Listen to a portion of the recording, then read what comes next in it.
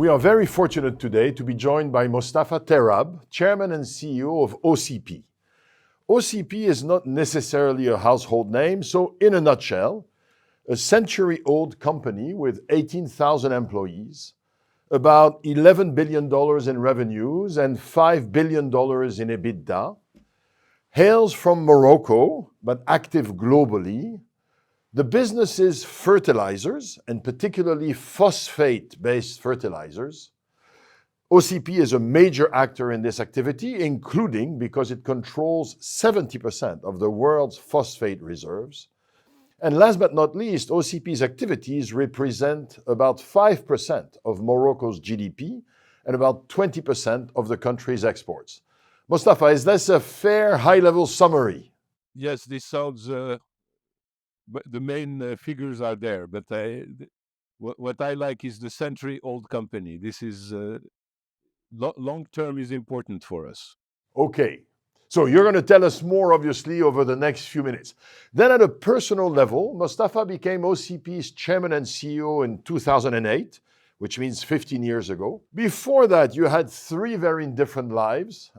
So born and raised in Morocco, the first life involved a lot of education, graduating in engineering from one of France's oldest and most prestigious schools, the École Nationale des Ponts et Chaussées, then receiving a master's degree and a PhD in operations research from MIT in Boston, and then providing education for 2 years as a professor at the Rensselaer Polytechnic Institute. So that was life one. Life two, returned to Morocco in 1992 to serve in the King's Royal Cabinet as chargé de mission, and then over the next 10 years, increasingly senior roles to support the development of Morocco, including the reform of the telecoms industry.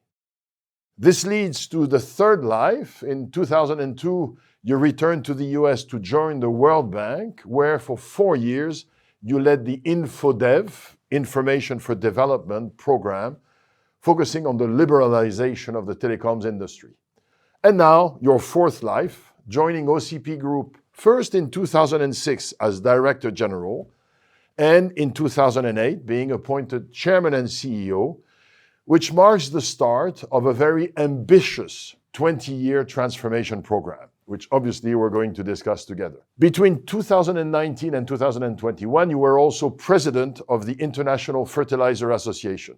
Mostafa, a warm welcome to you, and thank you for making the time to be with us today. Thank you. It's good to be with you, Jean-François.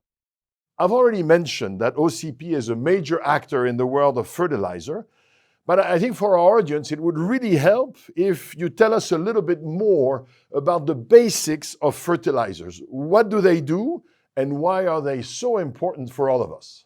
Well, thank you again, Jean-François, for the opportunity to explain what we're doing and the significance of fertilizer, which I have to confess I was myself surprised to hear those to learn those things when I got to OCP. I didn't know really fully grasp the role of fertilizer in food security, but a couple of facts that are not usually well known generally is the fertilizer accounts for about 50% of food production.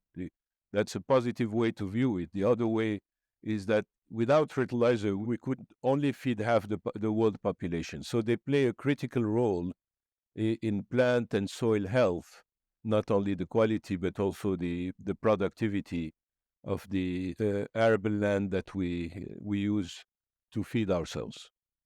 There are different types of fertilizers. I mentioned you guys do phosphate-based.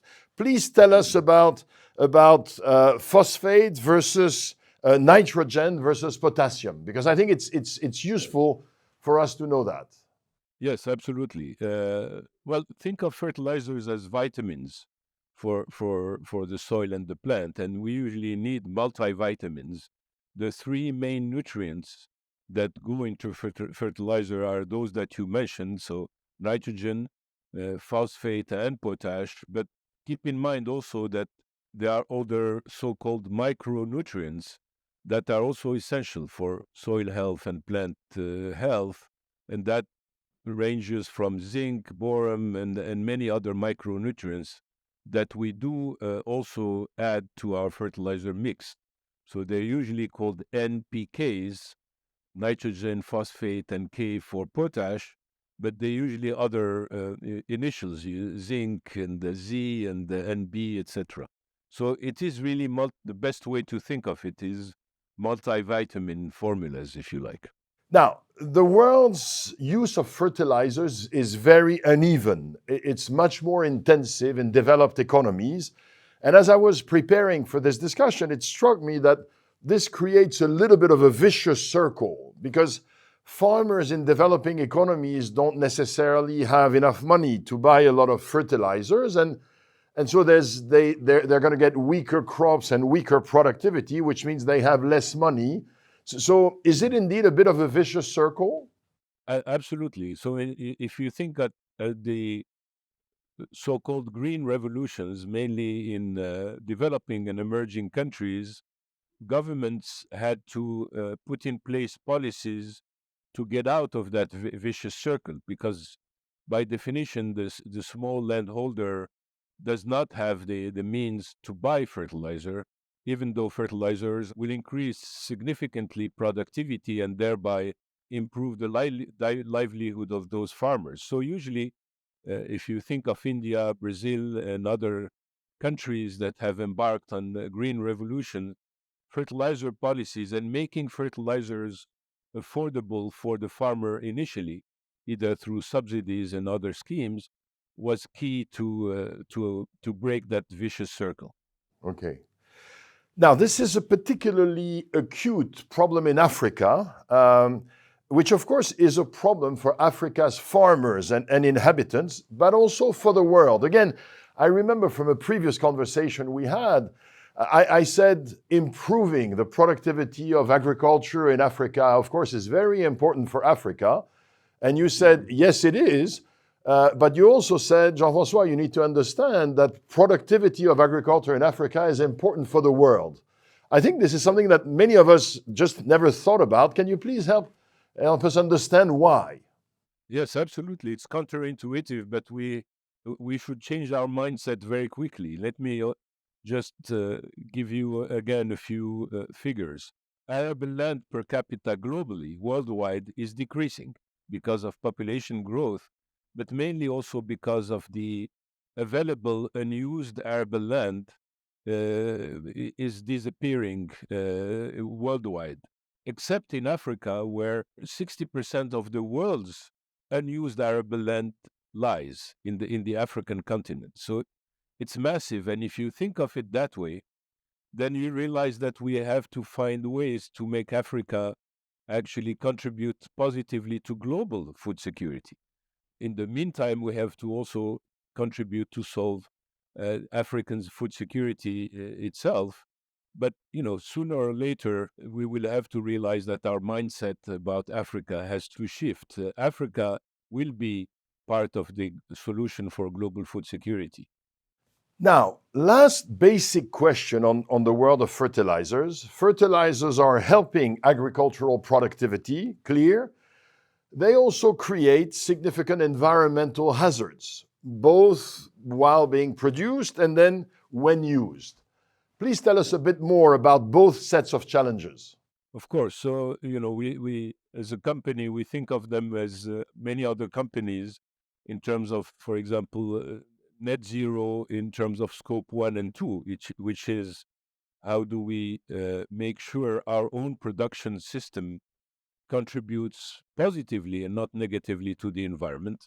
And that's, mining activities and fertilizer production activities are naturally resource intensive, use fossil fuels and emit CO2s and other gases. For us at OCP, we see it as an opportunity because using, for example, renewable energies, producing our own water from these renewable energies through desalination and other technologies is not only a way to green our production and really be net zero. We've committed as a company to be net zero before 2030, but it's also an opportunity because these energies are much cheaper for us than, for example, the energy we buy from the grid that are fossil fuel based.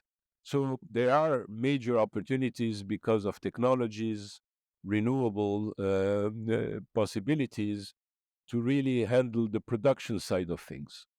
On the so-called scope 3, on the agriculture side of things, there are also opportunities. The environmental damage that can come from fertilizer comes from overuse of fertilizer. So when you cannot adapt the fertilizer, the mix of nutrients, if you recall where we started with the NPK mix, if you are using just the standard formula, multivitamin formula, if you like, you're bound to apply nutrients that are not fully absorbed by the soil and the plant. And then this is where the leaching, in the water table and in the atmosphere becomes a problem, environmental problem. Again, the opportunity there for us is that we are committed to customize fertilizer. So, and technologies allow us to do now in terms of doing soil fertility maps. In other words, making specific formulas, fertilizer formulas for specific soils and crops, and only encouraging the farmer to use just the right amount of nutrients. That has two or three very positive impacts. One is that they are cheaper fertilizers, and thinking of the vicious circle you mentioned, Jean-François, early on, in Africa, the fertilizers we sell are much cheaper than the standard fertilizer because they contain less nutrients. Okay? They also avoid environmental damage because we ensure that the nutrients are fully absorbed by the soil and the plant who needs them and don't go in the water table. And they have higher productivity, counterintuitively, because when you're applying the right fertilizer at the right time, the fertilizer industry, IFA, that you mentioned, the International Fertilizer Association, is promoting the 4R techniques, which is the right fertilizer for the right soil at the right rate, etc. That that is also much better for plant and soil health and increases productivity. So there are massive opportunities for the fertilizer sector to become very quickly a positive contributor to the environment throughout the supply chain. Now, over the last few years, OCP has been able to develop this leading position and to translate this leading position into very successful financial results. Revenues and profits have grown very significantly during your tenure, and there are multiple causes. Now, some of these causes are, I think, systemic tailwinds, right? This has been, I think, by and large, a growing industry, in part because the world needs to feed more and more people. So please tell us about the underlying market dynamic. Well, again, the underlying, we view the market as really the food security. It's the global food production chain, and the fact that our footprint is now beyond just the raw material, the phosphate that's used to produce fertilizer is only natural, because going downstream to the fertilizer, fertilizer is just a service to the farmer. And the farmer, particularly in Africa, but also in other regions, need other services. When you're providing access to fertilizer, it's a pity not to use the same channels to provide other inputs or advice, or even financing, microfinancing in Africa, crop insurance, and things like this that improve. So the other, we view this as a holistic, with a holistic approach to things. It's our interest that the farmer in Africa clearly comes out of poverty but gets richer. They deserve it, in terms of their own access to markets downstream. Once they've produced the crops are produced, etc., the farmers need to have access to downstream markets, if only to have some degree of say in the prices of their products. We consider it as fair that a farmer has some say to in terms of pricing their own products, and that can only happen if we think of it as a with a systemic mindset and a holistic mindset. But the broader market there, if we think in terms of market, is trillions of dollars. If you know, this is the food, this is the agriculture and food supply chain. It's probably close to $5 trillion today, and will only increase because of population growth. You know, in 2050, we will need to produce 70% more food than we produce today. So that gives you the rate of growth uh, that we're looking at. Clearly, one of the reasons also why OCP has been so successful over the last few years, including an EBITDA margin that tends to be significantly higher than many of your competitors, is indeed the company's transformation and the move downstream. So you've already mentioned it. You've mentioned it as if it was, almost a simple thing, but going from exporting rock to making products and increasingly to making very sophisticated products and then adding services must have been a complex journey. So please tell us some of the key milestones and some of the key decisions that were involved in this transformation. The first, I would say, key decision was almost forced on us. I would almost joke by saying that given the situation the company was in 2006, was a loss-making company with negative. Actually, it wasn't a company; it was a parastatal that had a balance sheet, but it had negative equity in the balance sheet because it had, its core business was phosphate rock. You know, the prices of that raw material had remained stable in nominal terms for 3 decades. So we were losing money every year and had a very negative equity in our balance sheet. So there was a burning platform. If you're thinking in terms of change management and transition, we were lucky that there was a burning platform. We had to get out of that situation. So the first challenge was where to go. And clearly that was a no-brainer. There were higher margins in the finished product, in fertilizer. We decided to allocate some of the phosphate rock to fertilizer production. And indeed, we think of this as our first S-curve, was to become a player in the downstream market, in the fertilizer market. And indeed, this is what has paid off. But in terms of change, management, in terms of managing a difficult transition, again, I consider we were lucky to have a burning platform because that allowed us to not just to convince, but actually to bring enthusiasm within the company in terms of that change process. And so one aspect was to make it a company, a separate entity, and for that you also brought in a small minority shareholder, a bank, and then there were also massive investments, right? Because this required the different set of equipment and also capabilities. Yeah. So it was kind of a classic story. So we were a parastatal. In 2006, I described the situation. We decided, we first said, what should our strategy be? So going downstream again was a no-brainer, but we obviously needed to invest, and we ended up investing massively, about $8 billion in fertilizer production capabilities. But it required first to change our legal status to that of a corporation, then look at first doing an inaugural bond issue on the international market, which we did a few years later, very successful, $3 billion.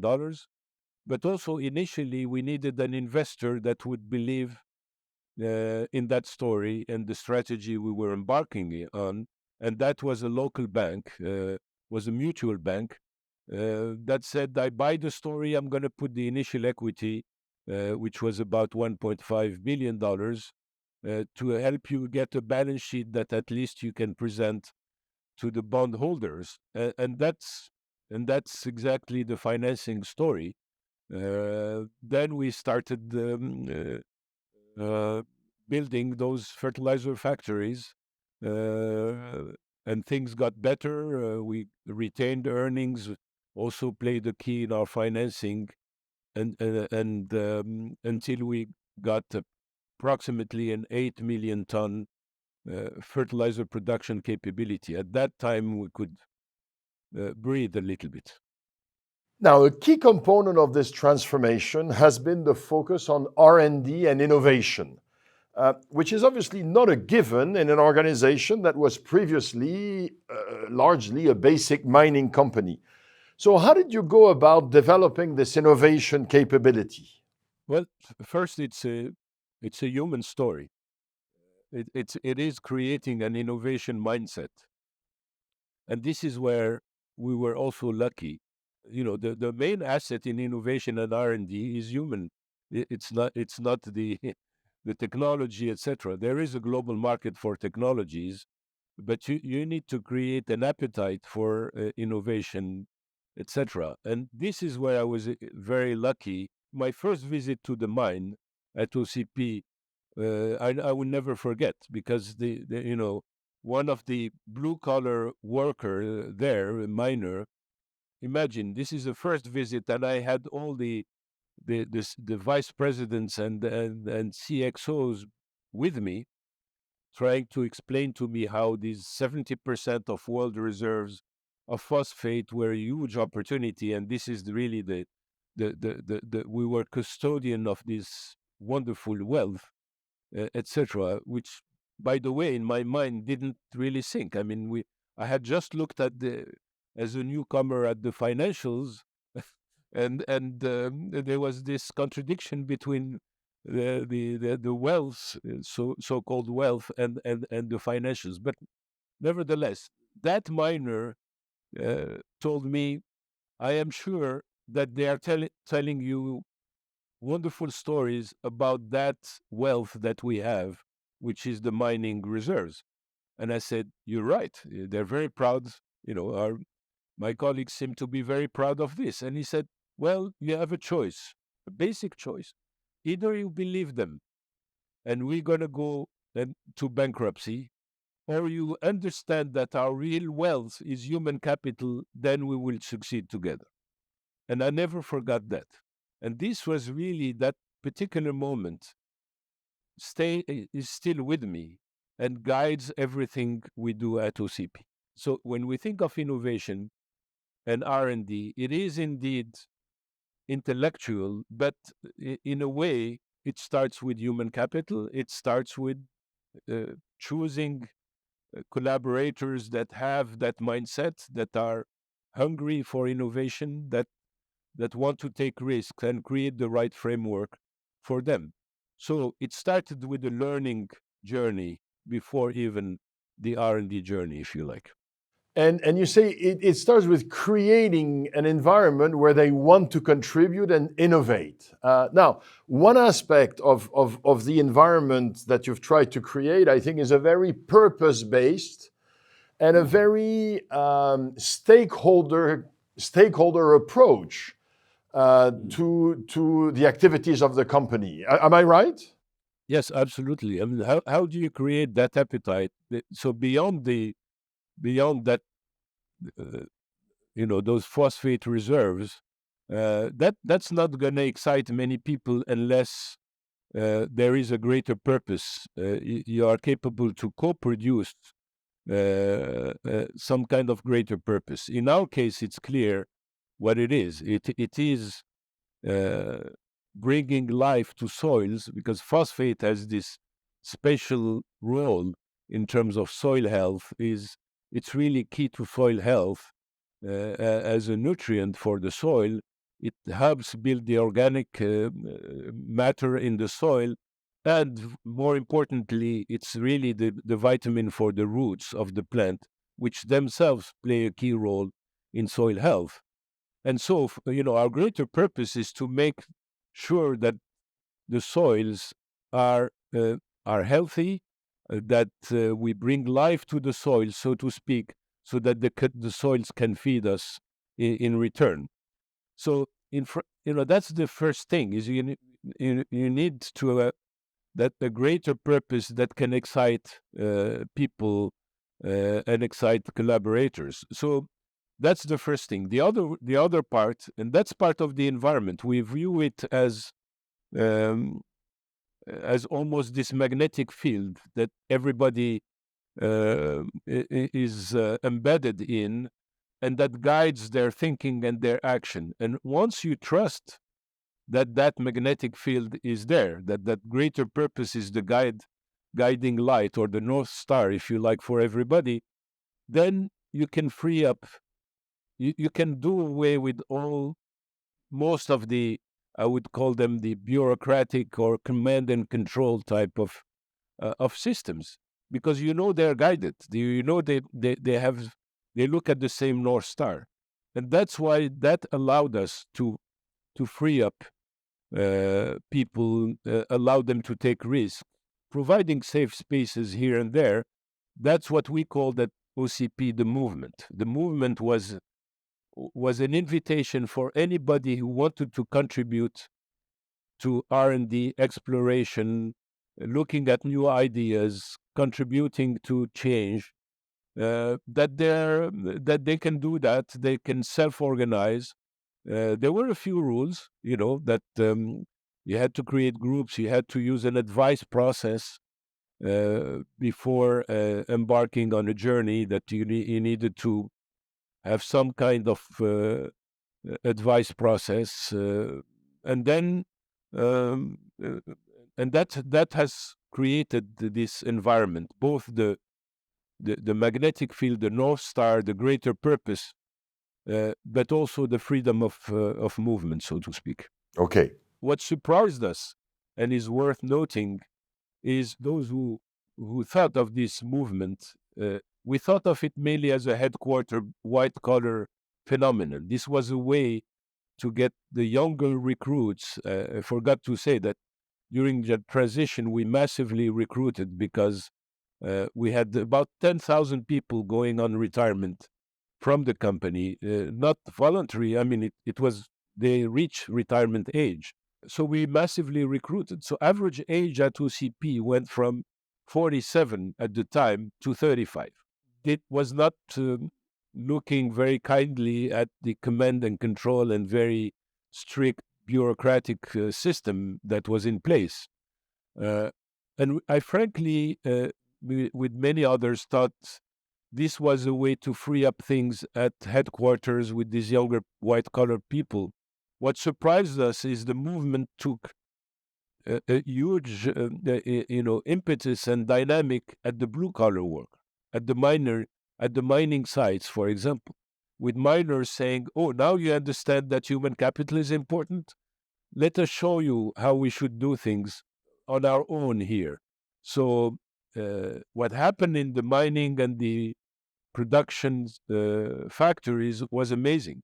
Was a group of blue collar workers taking command, saying, "This is how we should do maintenance, not the way you tell us," and massive increase in productivity due to that movement. So that was something that surprised me, I have to confess.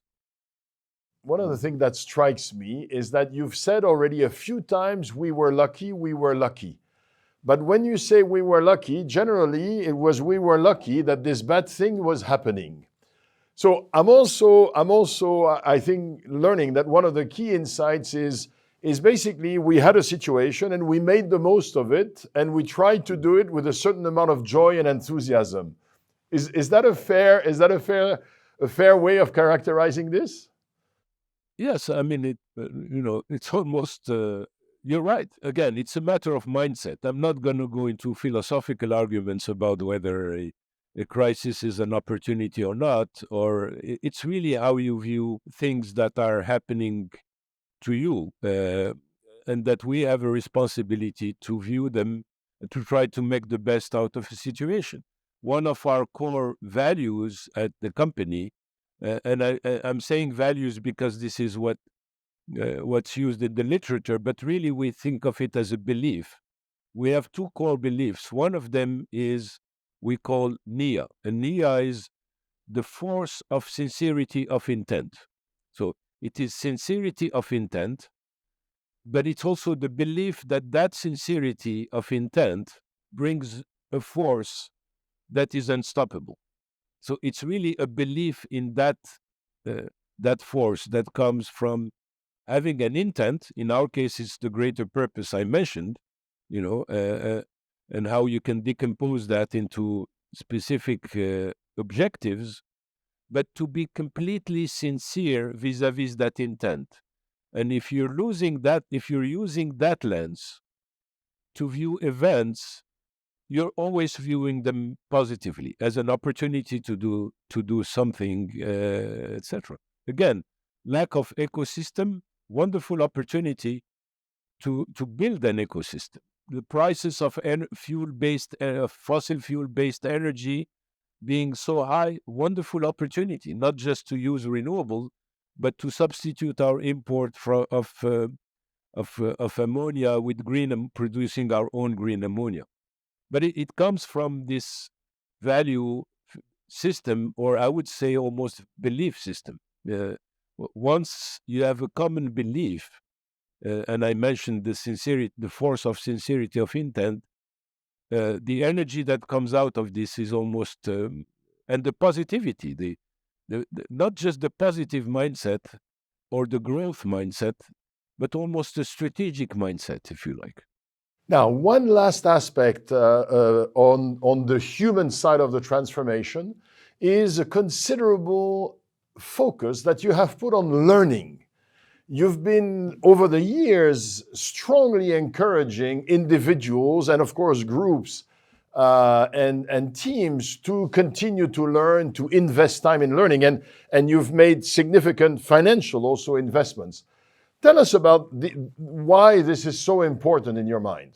Really, I mean, it came from this massive mental shock that I mentioned when the blue collar worker told me, you have, to use this expression, you have a fork in the road in front of you. Either you take the wrong part and we will all fail, or you go on the right direction. And the right direction is considering that our wealth is us, is the human capital, but it's really us. It's us human being, and we have to take care of that. Our first mission, our first responsibility is to be the right custodians of that wealth. And that spells learning. That spells a personal growth mindset. That spells being able to develop yourself in a way that is coherent with the greater purpose. So, not hesitating in terms of uh, reskilling yourself, thinking about what you're doing. It's less about the physical part of learning or the technical part of learning, but more about having a learning mindset, a growth mindset. And so we offered massive opportunities for everybody who wants to embark into, to have these learning opportunities as they're progressing. And as you know, since IMD is a big part of that, one of our main programs is what we call the Beyond program, which is inviting collaborators and colleagues to embark on journeys where one third of their time is on exploitation, on running the business. One third is on exploration that can be done either through the movement or different means, and one third on learning. And we've built together, Jean-François, as you know, this program on the learning side of things, and thanks to IMD, it really makes a difference. that learning opportunity, which can go up to half or 1/3 of the time of anybody who wants to, by the way. Please tell us what's ahead. So, how do you think of this next stage of transformation, which, by the way, includes a very bold green investment program, un plan d'investissement vert. So, tell us about this next phase. The next phase is really came out of having an open mind and continuing exploring things. And something emerged as we were moving into the fertilizer business that we recognized very quickly that it is an anomaly that most of the fertilizer used in the world is a standard fertilizer, is a standard multivitamin formula, if you like. And that is almost never adapted to the needs of the soil and the plant. So we said, why not customize fertilizers for the soil and the plant? Why not do precision fertilization? Okay. The technology at the same time was there to do this. We massively use AI, machine learning algorithms to reduce the cost of not only of producing, but also of deciding what type of fertilizer, getting information in real time from the soil, the plants, the local conditions that tell you exactly what the right formula is. And that desire to bring the right fertilizer because it is cheaper, it is more productive, and really can stop any environmental leakage or damage is the key driver of the new S-curve. So it is highly technology intensive. It is really digital plays a key role there. So Industry 4.0, for example, is a key thing to be able to flexibilize our production system, to do mass customization, so to speak, but also be attentive to the needs of the farmer, etc. At the same time, we realized, again, we didn't have this mapped out before embarking on this. We realized that the most precious asset we have in this planet and is the most underestimated asset is the soils. Is these soils that feed us, and realize that before they stop feeding us, we better feed these soils and take care of the soils, and realized as we were exploring the role of fertilizers, the role of phosphate, how they strengthen the roots of the plants, how they build or help the soil regenerate, build its organic components, etc., that these soils are massive sinks of CO2. So they not only play a role in feeding us, but they can play a very key role in sequestering carbon dioxide. Okay, and amazingly, the more you take care of them, the more their sequestration capability of CO2 is increased. It can be massive. We have estimates that the soils, if treated correctly, can sequester twice the amount that we emit every year on the planet. Okay, and the most conservative ones say about 10% of what we emit can be sequestered in soils if we treat the soils correctly. If we stop being unjust vis-a-vis these soils, and that requires the right vitamins for the soil. We have to treat the soils well. Thereby, the green investment, which says the soils deserve the right fertilizer. And part of it is also this green nitrogen, because nitrogen is also contributes, if it's misused or overused, can contribute to green gas emission. NO2 is more potent than CO2, for example. And then there's also a realization that we could become more competitive by using renewable energy ourselves instead of using fossil fuel-based energy. So this new S-curve is a combination of developing precision fertilization, taking care of the soils, replenishing the soils so they can ensure food security, but also completely greening our production at OCP that we intend to do in the next, before 2030, as I mentioned. To what extent is the fact that the Moroccan government owns 95% of the company, to what extent is this helping or making it more difficult to make this kind of incredibly significant commitment and investment? It's key. I mean, the fact that you can have a long-term shareholder. The Moroccan government is not going to disappear tomorrow. It's always thinking on a long-term basis.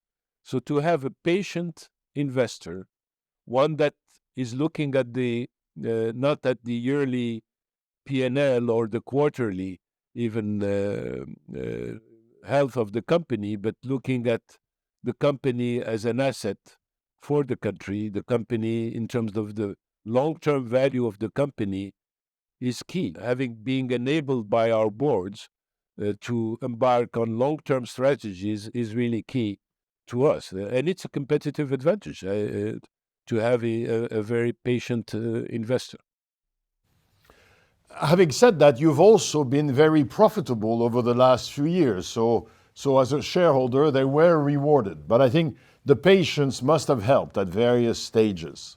It's the patience, but also the belief initially.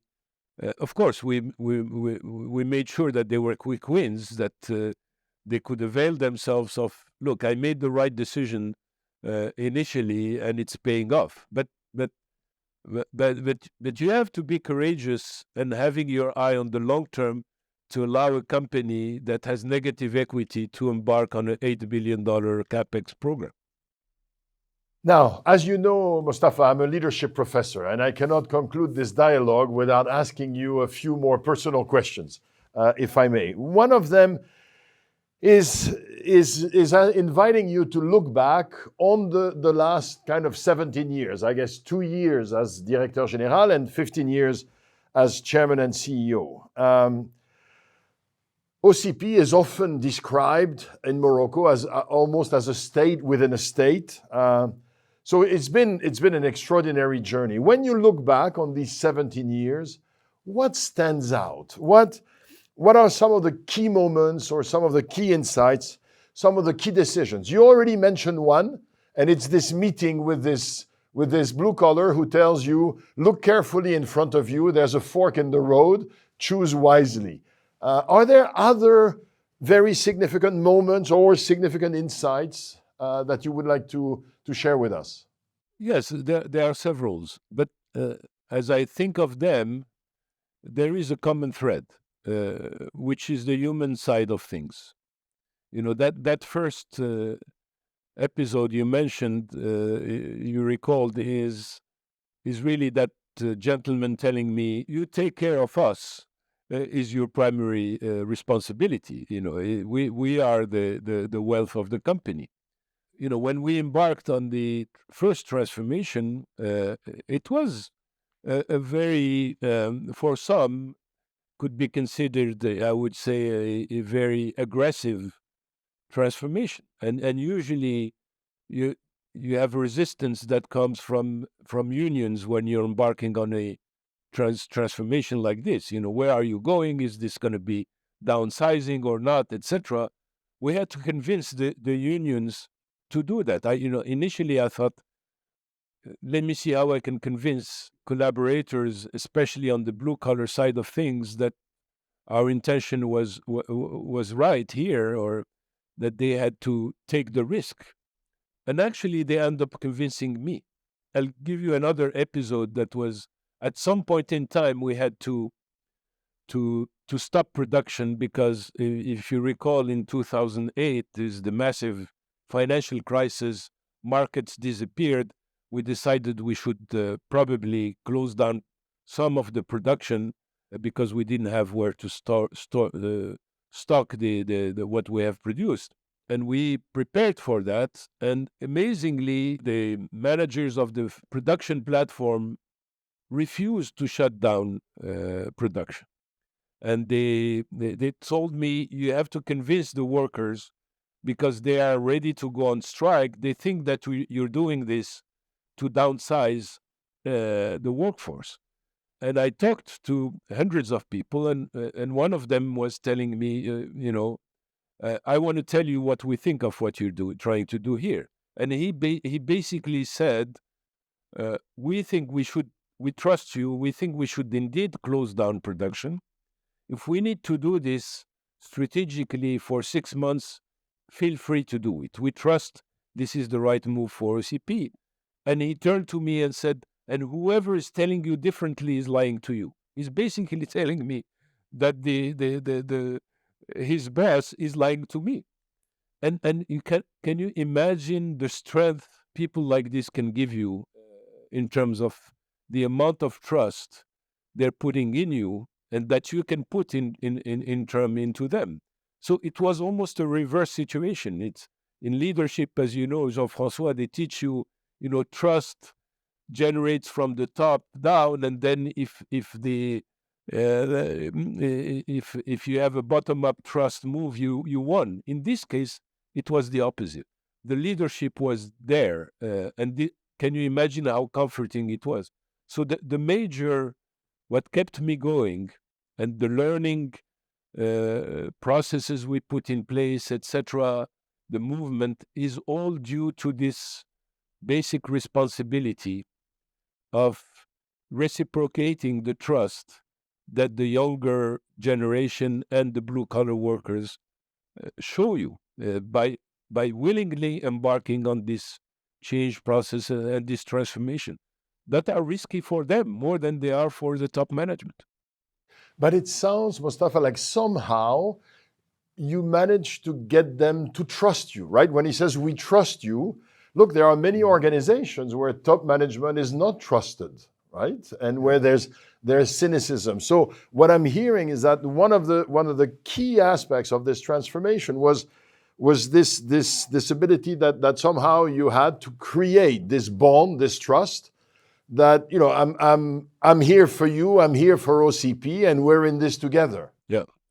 So that trust that is usually, as you know, considered a value in many companies would have a trust as a value. For us, is a direct income of that core belief that I mentioned, the sincerity of intent. So if people think you are sincere, if you've managed to convince them that you are sincere, in Arabic we call it Niyyah. Niyyah means sincerity of intent. Then the trust is an outgrowth of that, So initially, what they do, and this was another episode, very interesting. It was my second visit to the mine. At one point, I was going to go to literally to bed to sleep on the mining site, and they said, "We have one more activity for you." I said, "At this time, this was 10 p.m." They said, "Yes, one more activity. You have to go down the shaft for a couple of hours with us." This was an old underground mine that was no longer operating. We're mainly open pit mining today, but that they had kept open for one specific purpose. And it was to take the new CEO down the mine. So I went down, came out, and they said, "Now we know we can trust you." I said, "Why?" He said, "Because you trusted us to go down this mine." Okay. And they said laughingly, "Some of your predecessors didn't want to go." And this was a key thing that I think, in terms of trust, a key moment. So these colleagues have a way to test sincerity and trust, and that, I think, this was also another key moment for building that alchemy, so to speak. Wonderful. Now, your job is a very demanding one. It's again, in Morocco, OCP is an incredibly visible company, and so there's enormous responsibilities on you. Also, the criticality of the industry, as you said, you're dealing in the security of food supply, and that's very, very serious business in many, many countries. And so how do you manage all of this pressure? Are there some rituals, some routines, some practices that you've managed to internalize over the years, or that you make sure you maintain in order to keep yourself compassionate and open as we see you today? The answer is again trust. Is trusting in people, and as I mentioned, we have, and really maintaining, resisting command and control is key, because in a way, command and control reflects lack of trust for many people. Before you explain that command and control is necessary, is something that we all have to do and rely on because etc. You have to recognize that the initial connotation, it's McGregor's theory X and Y, right?